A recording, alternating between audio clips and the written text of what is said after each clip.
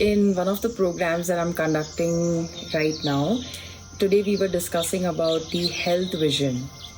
And while I was guiding them through this creative visualization, I also realized that a lot of times our aspirations, our goals, and our desired visions about, specifically right now I'm talking about health and fitness, are so grounded in external opinions.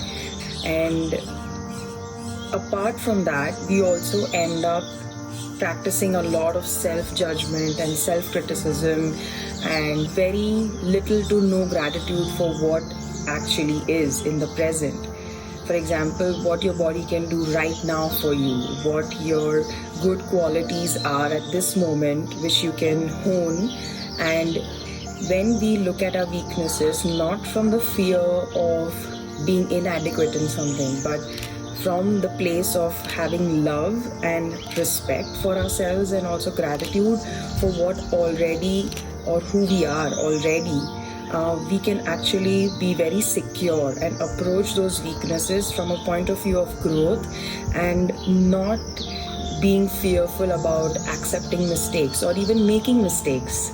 I think the way we've been brought up, the way the society is as well, we need to question this fixation on success, this fixation on not making mistakes, and that is because that's leading to fear of failure.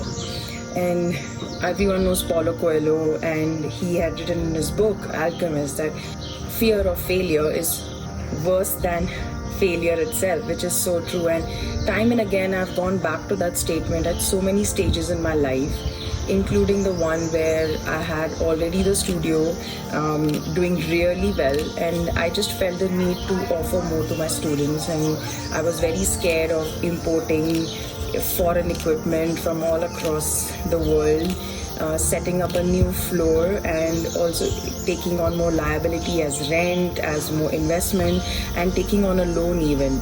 And there is one statement that really speaks to me at so many levels of truth. What you fear is what you need to do the most. And I think that's where facing fears becomes a lot more fun and challenging and a journey of exploration if we are not scared about being judged, if we are not comparing ourselves to others. So I think these two are the major things that prevent us from actually making tangible changes. Because I'm a fitness coach, I'm an energy coach, and apart from just mindset training, at the end of the day, it has that intention and that awareness has to translate into action. But if you are paralyzed between that intention and awareness and that action just by fear of being judged or by constantly comparing yourself to others, then you are only halfway through that journey and you can never get to be who you want to be, which is sad in a way because you're prepping, and then you end up so much in the thinking that the doing suffers and there is no feeling in this whole process. Because when we start to feel, we actually shut down or slow down our thinking, and the fear of judgment, the comparison to others comes from all the excessive overthinking. It's not coming from the feeling, because if you were feeling, then you would be coming from where your heart wants to go, where your mind, your creativity wants to go. And I really believe that, and I'm sure all advertising people will believe me, I'm also an advertising student, is in the process of brainstorming, we never judge or we never pass critical thinking. Why? It's because when you are constantly judging, when you're constantly applying fixed standards of measurement, you are thwarting creativity, you're thwarting self-compassion, you're thwarting exploration, and you're thwarting wild ideas, which is actually very necessary for us to bloom as people. And imagine you can express creativity in everything that you do, right? From the way you make your food, to the way you're consuming your food, the way you spend your downtime, to the way you are dressing up even. I would say that before, if you want to bring about tangible change in your life, you need to face your fear.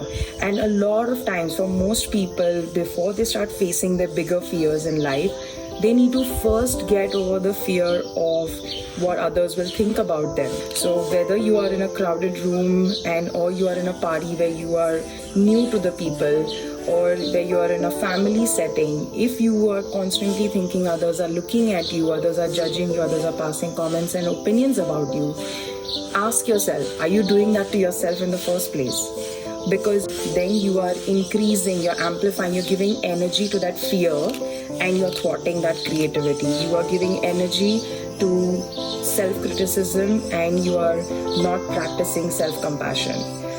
So as much as we focus on intention, awareness, developing our mindset, we need to put that into action. Losing weight is also one of the most common ways of judging your body, because immediately you're sizing your body up to a certain measurement. You want to approach fitness because you love your body. You want to approach fitness because you want to strengthen your body. Your body is your vehicle to experience this life. Why would you constantly size it up? Why would you constantly judge it instead of upgrading the car, right? It's exactly that. So yeah, let's try to bring about change from a place of strength rather than becoming fearful about our weaknesses. Cheers, have a good week.